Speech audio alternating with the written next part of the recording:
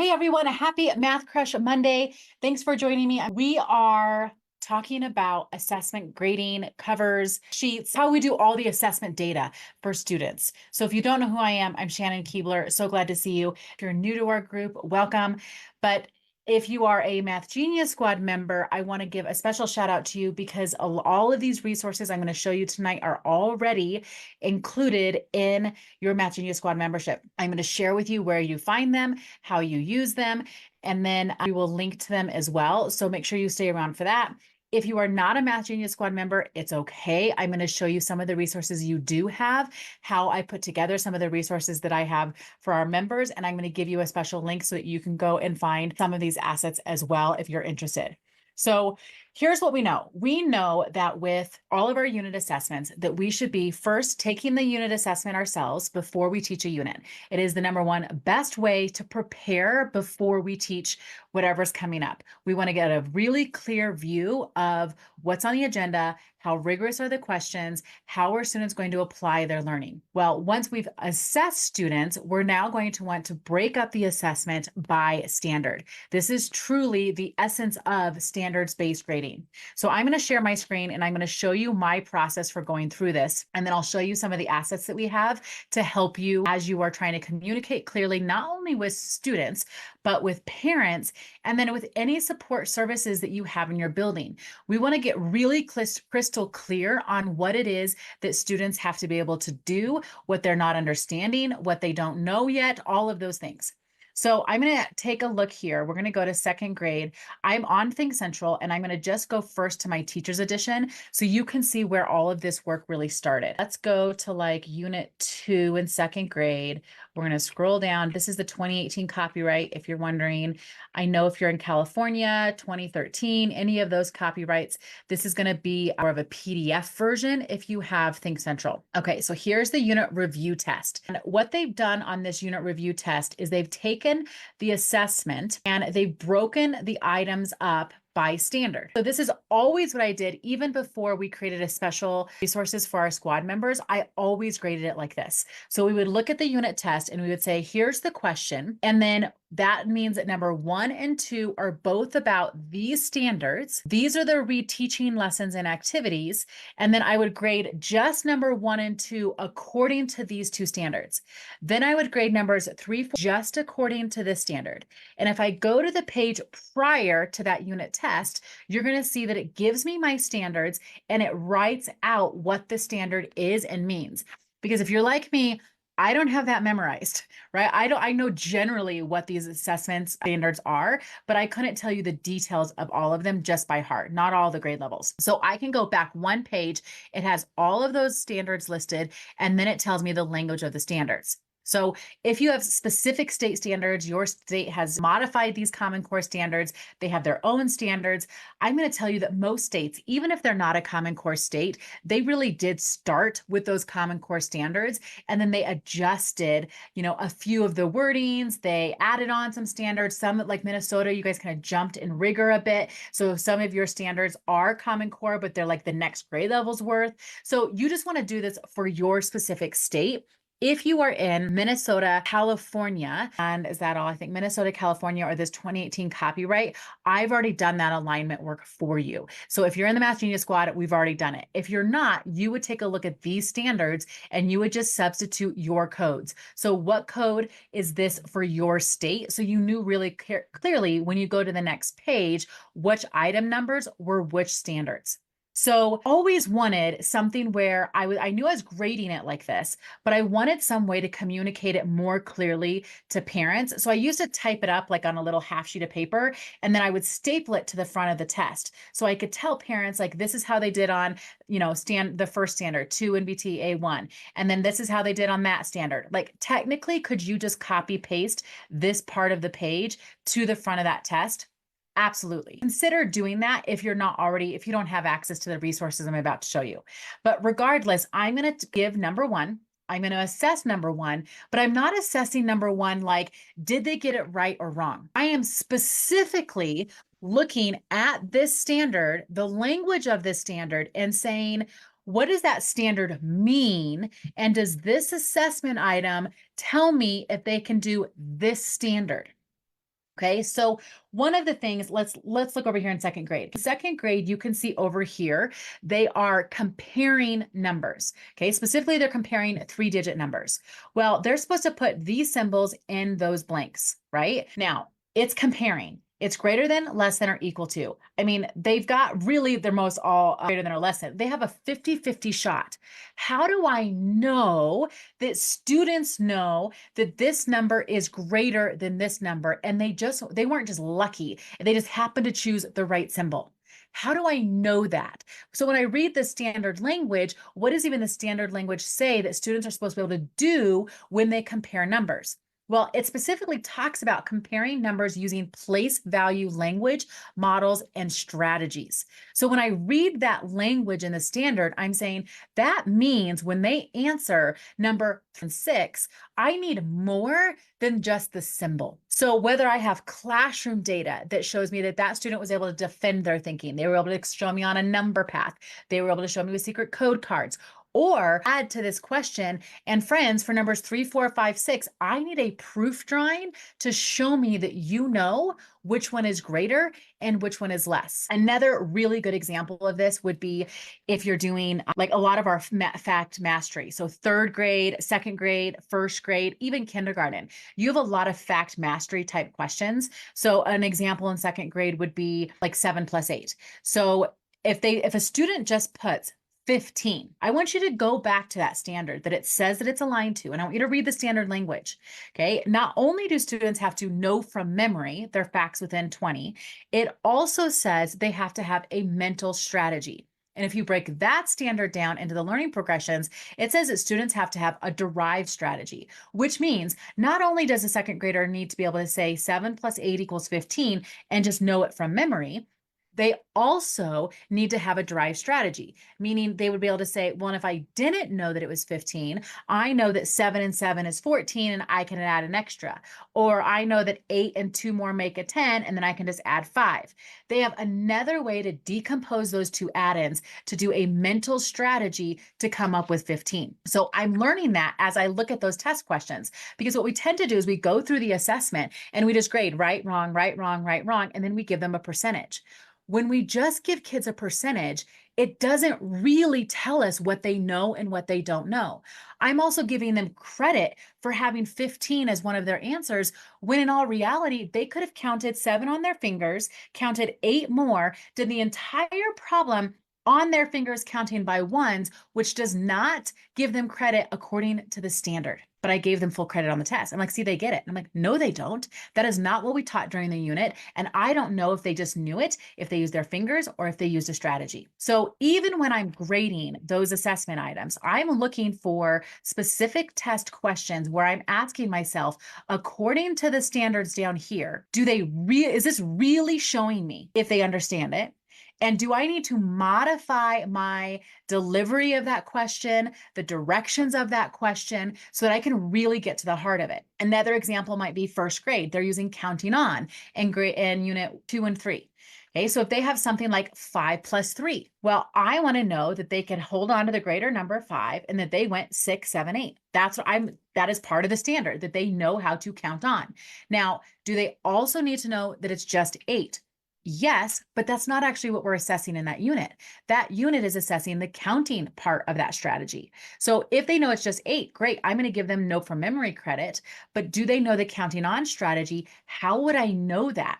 Unless I required them to do maybe count on circles. Or for that question item, I might make a note to myself that I am going to make it a verbal question. And as everyone else is taking the test, that's a question that, yes, they could just fill it in as they go through the test, but I'm going to make a note of like showing this kid a flashcard and saying, how would you solve this? And I'm listening to what was their strategy? Did they just know it? If they just say 8, I might say, and what's your backup plan? Could you use counting on? Because I want to hear, do you also know how to apply the sophisticated strategy? So I'm looking through the assessment in that light. Does it really meet the fullness of that standard? Or when it says that it's assessing standard NBTA 1, is it really only assessing a part of that standard, because this unit is only really teaching a part of the standard, right? So here's all the assessment items, and then it's broken up by objective or standard down below. So again, I grade the test according to this. I don't grade numbers 1 through 20 in order. I grade number 1 and 2 according to this, number 3 through 6 according to this, number 7 according to this. If you're in the 2013 or 2015 copyrights, they're not nice and neat like that. They're not in order. It's like numbers 1, 9, and 8. Okay. And sometimes even the 2018 does that. So you have to kind of jump around the test to say, okay, all of those numbers have to do with this standard. So I will go through my entire stack of assessments, just looking at number 1, 4, 9, and 8 through the lens of that specific standard. Now, this is how I record it then. So let me show you these recording pages. So if you look here, we've done two things with it. This is like my dream come true in terms of what I wanted when I was a classroom teacher, and I just never was able to pull it together. Okay, so in this case, what we've done is we've included these grading cover sheets. So we've said, and let me make this nice and big for you. Okay, so we assess and we look at those standards and then what item numbers it relates to. Now, we use the teacher's guide to help us start this process. But I have to tell you, as I dig in further and further into those unit tests and into the standards, there are many times I disagree with the alignment that the publisher has. And there are times where I've said, that's not really what that's assessing. And so I have put it where I really do feel like it fits, and I give some rationales to why it fits there. You'll also notice that like some of these standards are massive. They're so big. Like kindergarten, your standards are so broad that when it says something like identify numbers through 10, I'm like, do you know what is all involved in that? Like, it's not just do you recognize the numbers, but it's do you recognize the quantity? Can you count to that quantity? Do you have 1-to-1? Do you have cardinality? Like there are so many substandards within your main standard. Right? So what we've tried to do for you is we've tried to say, okay, number 2 is a depth of knowledge 2 question, and it has to do with this standard. So we put the standard there, but then in bold, we added what specific part of that standard I want you looking for. So you're not actually assessing the whole standard in this case. When you look at number 10, you're saying, do you know if it's an add to or take from type of problem? And can you prove it by using objects, drawings, and equations? So specifically in that story problem, I'm looking for, do you know how to use a math mountain and or a circle drawing? And can you write the correct equation that matches that story problem? All of that matters.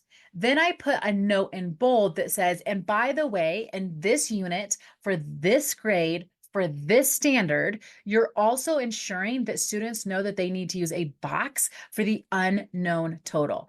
That's what you're looking for, because the fullness of the standard says they can write an unknown number to represent the problem. They can use an unknown number. Okay, so that means I know what the unknown is, but in this case, I'm telling you this unit is only about the unknown total. In other units, you'll assess the other part of the standard where they have to know that it's an unknown partner, unknown change, like whatever it might be. Other units, you're assessing comparison problems. Other units, you're right? You're not assessing all of the story problem standards in this one standard on this one question. Now, conversely, oh, this is grade 1 that I was just looking at. So let me look even at grade 2 as an example here. Here we go. Okay, so if I look at this one, take a look.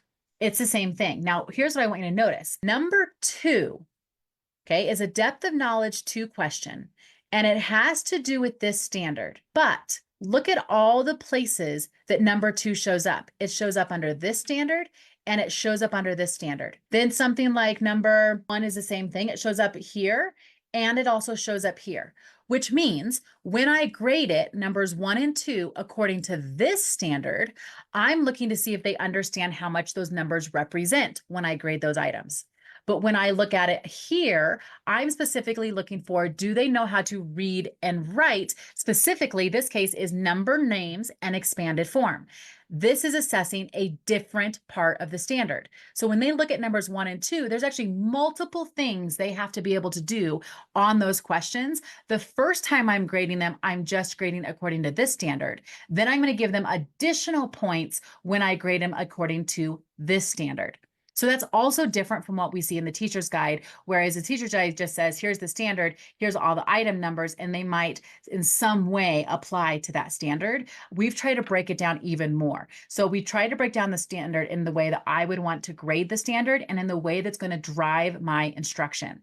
So I can take this page now and I'm going to assign some points to it. So when I look at numbers 1 and 2, I'm going to look to see what all they have to do in accordance to the standards. Like maybe that it says represents amounts of hundreds, tens, and ones, and they have to be able to draw a proof drawing. Like that's what the question's asking. Or they have to be able to write it has 3 hundreds, 2 tens, and 6 ones. Okay, well, am I going to give them a point just for having that? Like they have to have the hundreds, tens, and ones. Or am I going to say, well, I'm going to give them a half point if they have for each part, like the hundreds, a half point, the tens, a half point, and the ones, a half point. That is a vertical conversation. I'm not making those decisions for you. Okay. You have to decide. I'll give them 1 point for the drawing and 1 point for the answer. I really want you to look, especially as you get into the upper grades, when you're looking at computation and multi-digit computation.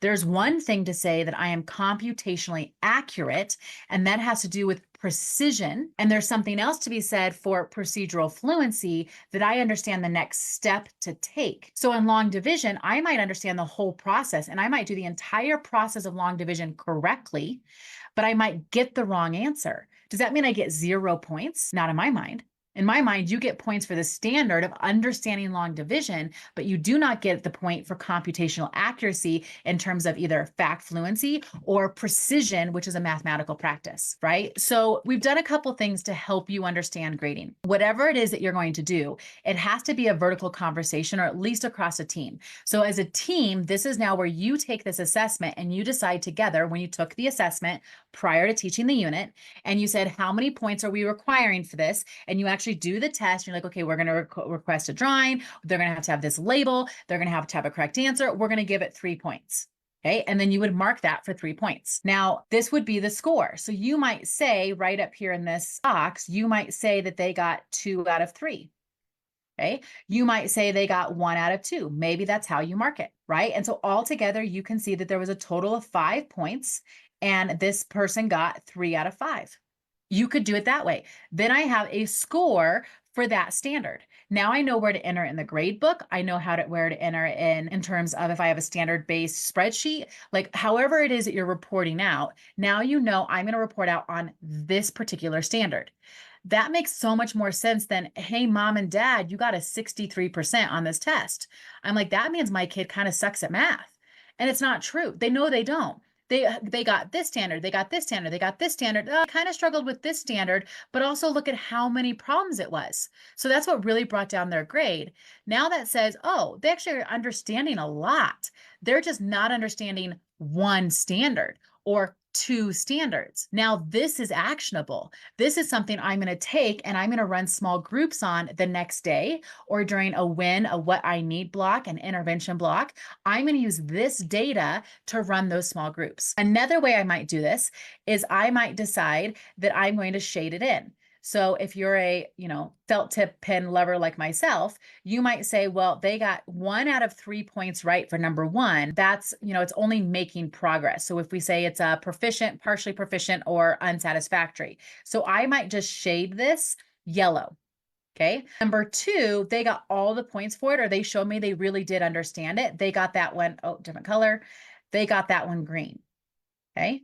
So I might shade it like that. So overall, I might say, well, I'm going to say based on what I've seen in class, what I see on this assessment, I'm going to give them a partially, they're getting close. And I might even just give them, a PP for partially proficient, a 4-1 based on your grading scale. You decide for you what that grading scale looks like, but I could choose to color code this so that I can see at a glance where the yellow, red, and green are and not do it based on points. That's another way you may want to consider it. So then I have, as I scroll down, okay, I'm looking at this standard, I'm looking at this item number, looking at this standard, looking at these item numbers, how they do overall. As I keep going, you're going to see that we also have your mathematical practice standards. Remember, those are the same, K-12. So this is where I would say, like, they're computationally not doing very well. They understand the subject, they can explain it, they can do a picture, they can break it down, they can use place value, they just keep getting the wrong answer. For me, that's going to show up in attending precision. That is a mathematical practice standard. That's a concern. It may also show up maybe in my fact fluency goals, right? But that's where I reflect that. And then I can put that note here in the note section. So all your practice standards are here. So even as a team, you can say, which ones are we really going to hone in on this unit? And how are we going to assess those? Because these are more observational assessments, or you can put like model with mathematics. We're looking at numbers 4 and 8. We didn't outline those for you because every school looks at those a bit differently. And then it depends on how you report them out. Okay. So now I have that. If you're second grade, look here. This is your fact fluency goal. And we specifically said in this unit, you're trying to master your +2, your -2, your +3, -3, your 9, 7, 8, 6 minus problems. We've broken those down for you. So again, you could then color code these on how well they've done. This is a separate fact fluency assessment just to assess those fact fluency standards. But we've also given you a code. So when you administer that test, if they give it automatic, you would just put an A. If they use mental math for that problem, you'd use an M. You can see that here. If they used counting on, you would put a CO. You're trying to track, what do they know from memory? What do they have automatic? What do they use a counting strategy for? What do they use a greater number for? So on and so forth. Okay, so you could use a coding system when you're using your math facts if you chose to do that. All right, next, as I scroll, then we've given you a blank page. So we've said, maybe you don't like how we broke it up, or you disagree with it, or you have your own standards. If that's the case, we gave you a blank sheet so you can kind of start with what we gave you as a role model, an example, and then you can make it look the way you wanted to for your next page. If you keep scrolling, this is then the student reflection. Okay, so the student reflection, it's up to you if you choose to use this, but I think that we need to do a much better job of not only communicating student data with our parents in a way that's actually comprehensible, but also with our students. I think our students take tests and then they never really hear about the test ever again. And for many of us, we never really even do anything with the test. Like we just put the grades maybe in a grade book and then we move on to the next unit. This is about metacognition and being aware of how we're doing. So in this case, students can make a goal and they could graph it. Like there's 15 problems and I'm aiming to get, be proficient on 13 of them. And so they would kind of graph in like a bar graph how many that their goal was. Then when they get that test back, they would actually write their actual score, like how many greens, yellows, and reds, and how did they actually do on the greens, and they'd graph their own score. This is where we start looking at realistic goals. How have you been on a quick quizzes? Take a look at the test before we do this. How are you feeling about these questions? Does it look like you mostly know how to do it? Okay, make your goal accordingly. Are you looking at it and you're feeling like you maybe don't feel very confident? You're not sure how you're going to do? Okay, make your goal based on that. But we want realistic goals, but we also want them to surpass them and to make progress towards them. Last time, remember, you only got 4 of those questions right. When I re-gave you the test or I re-administered part of those standards, you got 7 of them right. That's what this tracking of the bar graph would be for them. Secondly, you have an emoji scale. Okay, so some of our teachers are finding, specifically in the Math Genius Squad, that they're not actually sending home this page, depending on what their parent population is like and how much education is needed, because they feel like this language is still very teacherish language that's not always very understood. But if you're getting a lot of combativeness, I would send this one home because it still explains what the standard really is. If it's more of a gloss over and you're just trying to communicate basic things, I would use this one. So not only are students self-reflecting on this, but this could also be the one that you choose to send home to communicate how that test was broken up and how students did. But in this case, you would have students look at their test and you would say, okay, do I understand the word form and expanded form? And on number 1 and number 2, and you would ask students like how they do. And based on how you graded it, students would color code this either green, yellow, or red, or they would give an emoji in each of those boxes about how they did. Smiley face, yep, I got it. Straight face, oh, I'm on my way. Or a question mark, I didn't do well at all and I'm not there yet. After they look at how they did, green, yellow, red, emoji response, check mark, however you do it, then they decide overall on this standard, how am I doing? Then they look at the next one. Okay, look at how you did. What did you understand? What did you not understand? What is your overall rating you would give yourself? So Students can use this, but then of course, so can teachers. Let's keep going. Then you have a test correction. Okay, now if you are in kindergarten, we've given all of this to you, but we also recognize that some of this may be a little tough in the beginning of the year. Your student-friendly language is very friendly. Like, I know triangles, I know circles, okay, whatever it is. So we still want them to be aware of what they know, but that might be the form you send home with parents.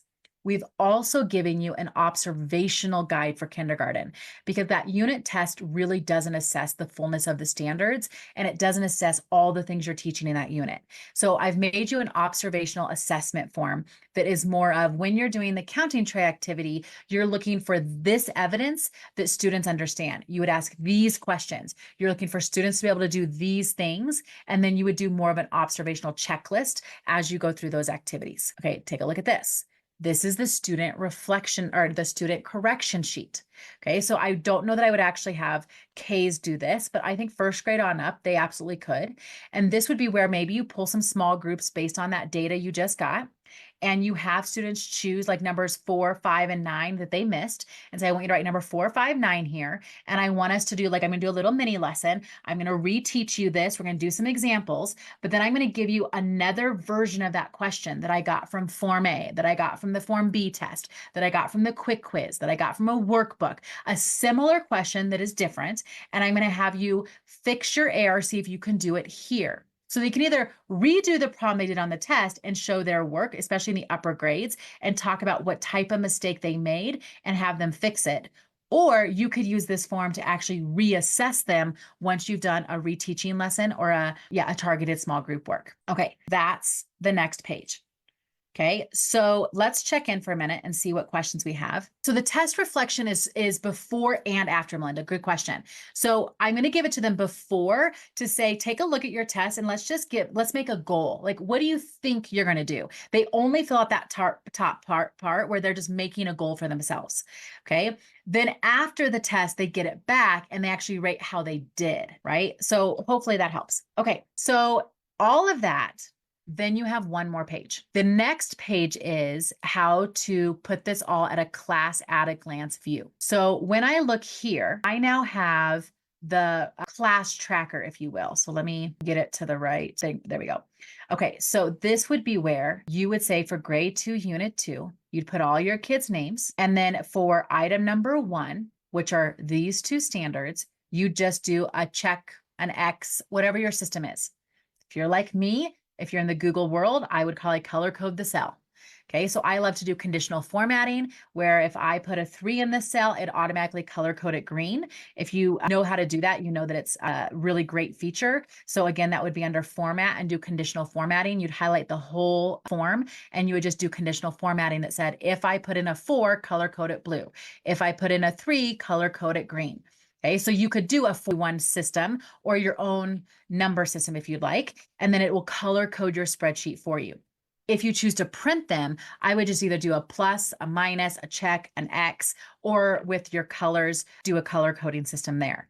But imagine if we did color coding for this, and this is all the item numbers, and you did it for every single student, because the form I just showed you is for what you're sending home to communicate. It's what you're giving to the interventionist for small group time. It's what you're using for that. It's what you're sharing with the student. This form is for you. This is where you're tracking at a glance, what are the trends in my class, and where do I need to spend the most amount of time doing reteaching. So if this was all filled in with color, you could easily see where the most red was or where the most yellow was, and you're not going to reteach everything on that unit test. You're going to spend reteaching the things that are the big ticket items, the things that the most of the students missed. That's where you're going to put most of your energy into in terms of reteaching. So this is a nice at a glance page to have all that data in one place, so then you can analyze it and do some reflection. Alternatively, we've also put in the report card indicators. You would fill this out. So for many of us, we have report cards that are not fullest to the standard. Like they report out on some of the standards, which they need to. You can't report out on all the standards to parents because it's just too much. There's too many things that would have to be on that report card. But you've also lumped problems like standards together and you said, all of this goes under just problem solving. And you just made a blanket category called problem solving. Or everyone does it very, very differently. But what I know is we assess based on what's on that report card. So sometimes I find teachers just trying to plug in these grades into like something that fits a report card indicator. So we purposely put that category here so that when you look at those two standards and those item numbers, you're saying for my school, for my grade, that's report card indicator, RS, like whatever your codes are. So once you give them grades, you know which place in the report card you're giving that grade to. Because there might be multiple, and my guess there would be multiple report card indicators that these assessment items fall under. So that's what you would do with this top part, is plug in your report card indicators there. Okay, tell me what you're thinking right now. Tell me what questions you have, what things you like, what things maybe that gain clarity on. And then I'm going to show you one final thing. So as you put something in the chat for me, the last thing we have is in the squad, if you're a Math Genius Squad member, under assessment supports, that's where you're going to find all of these. There's assessment grading covers, reflection sheets, class trackers for every single grade and unit. We are caught up to unit 3. We're working on all the subsequent units. If you look here, we've also given our squad members access to the revised assessments and the grading grade sheet, the answer guides. Okay, so this is done by Robin Decker and her team of teachers in Michigan. They spent a lot of time on this, where they have gone through each of the questions. They've put what the question is, they've shown the work you should be looking for, and then they've detailed what are we looking for and how many points would we give it. And then they give additional information here, the reteach lesson and what they think that standard is. So if you're looking at these item numbers and you're like, I don't really know how many points I would give it, you can consult their guide to say, what did they do and what are they saying they're asking for? And then you can deduct like how they're giving those points. Okay, so again, that's called the answer guide, and it goes with their revised assessment. And those are all for our Math Genius Squad members. Okay, let's take a look at all of our questions and let me see if I can clear some things up. Yeah, just start it now. Don't go backwards. Start it now and see how it goes. I really like color coding too, Linda. Do I pre-assess students using the unit assessment? Amy, that's a really good question. And I know that your district has a specific philosophy on this that's not mine. Okay, so I actually do not believe in pre-tests for the entire school, for the entire grade. I think they're very frustrational, and it's not the culture I want to build in my classroom. So I feel like giving students a unit assessment on pages of questions that they can't solve yet because they haven't learned it is setting them up not for that necessarily a growth mindset, but be really frustrational. Now, if you know of some students that you're like, I really feel like this student has a lot of this knowledge, they've been showing me in class that they're maybe above grade level or they already have some of this learning, then I might give a pre-test to those students specifically because I'm trying to figure out what they know and what they don't know so that I can plan accordingly for my other lessons. Okay, I like that part of it. If you're also going to do a pre-assessment, I would also consider not doing the entire unit test as the pre-test. I would actually rather you chunk it. Okay, so there's a couple of options there.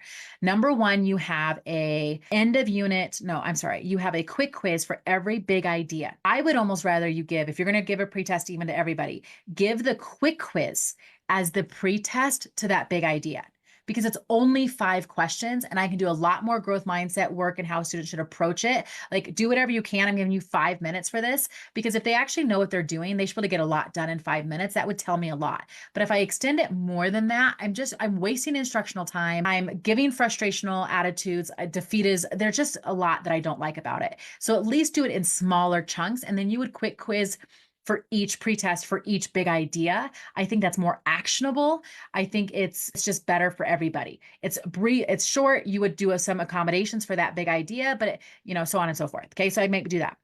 You also have, if you're in the 2018 copyright, it is the only copyright now that actually has pretests. And they don't call them pretests. You could give it as a pretest, but they call it prerequisite tests. I like that even more, because that's not what they're supposed to, if like they already know the content. It's saying, do they have the prerequisites to do this assessment or to do this unit? So they're supposed to be doing 3-digit addition. Do they know already 3-digit place value? So there's a prerequisite test that you could give them to find out, do they have those? And that would help you do some front loading, some intervention work prior to that unit, so students are ready for the content. Again, I would break up those pre-assessments or prerequisite tests to be actionable for each unit. Finally, some people give the beginning of the year test in math expressions. The beginning of the year test is all of that grade level standards, but at the beginning of the year. Oh my gosh, you guys, it's like 20 pages. It's forever long. It's stuff they haven't learned yet. I think that it's so discouraging and it's a waste of your time. But you could use it and say, what are the questions that have to do with geometry?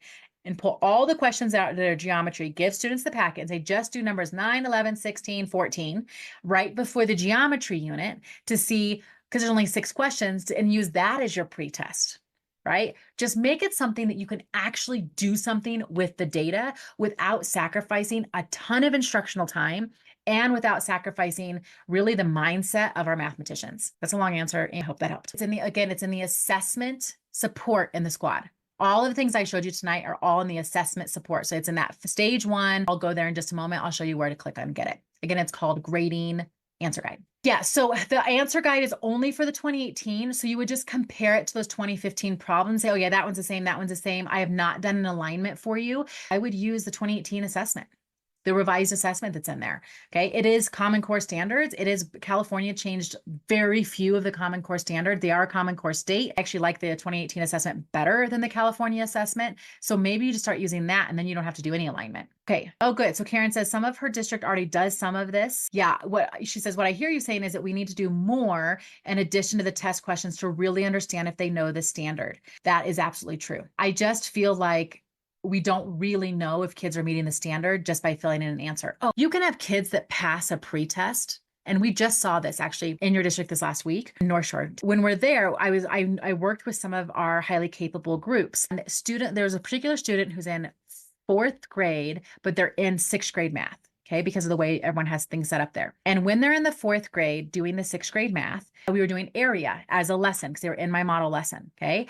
And I have this area model up there and I'm saying, like, how would you figure out the area? You know, how would you count the squares inside? Blah, blah, blah, blah. And it was a square that was like a 2 by 3. So we started with single digit numbers. He's like, well, it's easy. You just do 2 times 3. I'm like, you're right. That would tell you 6. But where do you see 2 and 3 in the model? And when you look at the model, he pointed to the 2 down the side, the 2 squares, and the 3 at the top in that row. He missed. So if you do 3 and 2, that's 5. Yeah, that's 5. He did not count the extra square that was inside, that wasn't in those rows, because it's really 2 groups of 3, right? Or 3 groups of 2. He missed many of those squares. I said, well, what about these squares? How do you count them? And he was at a total loss. He could not figure out that what he got when, let's say, we multiply 2 times 3 equals 6, that had to represent all the squares inside.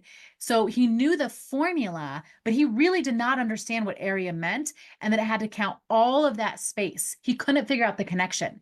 That told me he could have probably passed a pretest because he never would have had to defend his thinking, draw a picture, but he would have had 6 as his answer, making us think, oh, see, he gets it. He gets the area model. He gets how to multiply. Like, that's not what the standard is, though. That's not what it's really assessing. So that's another piece. If we're going to give a pretest, it better be a good pretest where we know that they really have the depth or the fullness of the standard before we just make blanket statements. This kid gets it because he's good at computation. All right, something to consider. Thanks for coming. Dive in. Let me know what you think.